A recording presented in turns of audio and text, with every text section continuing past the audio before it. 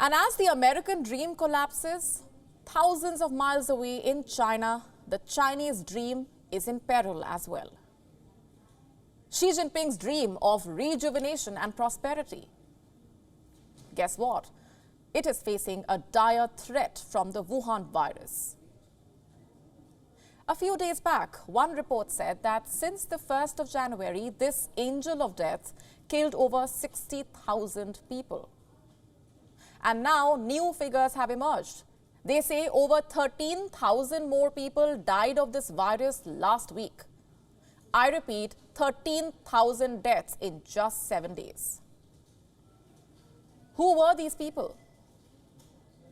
Reports say most of them were critical patients at hospitals, patients like these, gasping for breath, fighting for their life in overcrowded emergency wards. Most of them could not survive the virus. And they are being humiliated in death as well. Look at how China is classifying the deaths. The Chinese Center for Disease Control and Prevention has said that only 681 hospitalized patients died of respiratory failure caused by the coronavirus infection, and almost 11,977 people had died of other diseases combined with an infection over the period. That is 12,658 people. And what about the remaining 342 people? How did they die? Now this, China has not answered.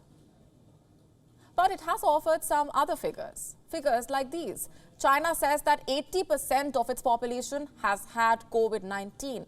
80% of the population, that is 8 in every 10 people in the country, apparently already infected with the Wuhan virus. And this is according to whom? This man, Wu Zhongyue, the chief epidemiologist of China's Center for Disease Control and Prevention. His claim comes amid concerns that the current travel rush in China could spread the virus to the countryside and cause a second wave of infections. Wu Zhongyue says this scenario is unlikely as most people have already been infected. Now, I don't want to sound cynical, but you have to take his claims with a pinch of salt. Because just last month, the same health expert had said that the second wave will be worse than the first one, that millions of Chinese citizens traveling home will take the virus along with them and cause outbreaks in rural China. And a month on, Zhongyue says the second wave will be less severe. Is he saying this under pressure? Has he been pulled up by the CCP? Has he been asked to play down the severity of this virus so that the Chinese citizens celebrating Lunar New Year do not panic? It certainly seems like it.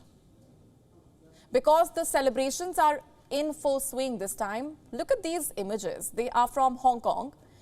These are Chinese worshippers burning incense sticks at a Taoist temple, throwing all caution away into thin air. Are they not worried about the Wuhan virus? Well, they say their belief in their God is more important. These are people in atheist China talking. You have to listen to this. People are still a social animals, so we like to be together, I think. And for this event, this is the show for our belief to the God. So this is more important for us. And there are celebrations in Beijing as well. Look at these images. Thousands here are holding annual rituals they could not conduct in the last 3 years. And this time they have crowded the iconic Lama temple in Beijing to pray for the health and well-being of their loved ones. The past 2 years were tough for many people because of the pandemic. In everyone's lifetime, we will encounter many difficult times. We need to work hard to solve these problems and keep going. I hope we can have a better future and everyone can have a better life. We hope that their prayers work. If not for their sake, then for the rest of the world, because it seems that after letting the virus infect 80% of its people, Chinese authorities could end up infecting 80% of the world. There have been warnings to this end. And if we go by the numbers of Chinese citizens traveling abroad, this could very well be the case, especially in Thailand. Reports say Thailand will see a 101% rise in Chinese tourists this year, 101% rise. Aren't the authorities worried that these tourists may bring the virus with them? Not really. The Deputy Prime Minister of Thailand himself, remember, went to welcome the first batch of tourists from China. Now, locals in Thai cities say that they see Chinese tourists coming as a good sign. How is it a good sign, you ask? Because they apparently bring good money. Listen to this. Well, I want Chinese tourists back because they generate more income for me. They like to do all sorts of water sports, so I definitely want them back. I'm ready to welcome Chinese tourists. I'm ready because with them here, it's good money. When Chinese tour groups come, they order quite a lot. And I miss that momentum we used to have 4 years ago. Now, we get that Thai tourism has suffered as a result of the Wuhan virus pandemic.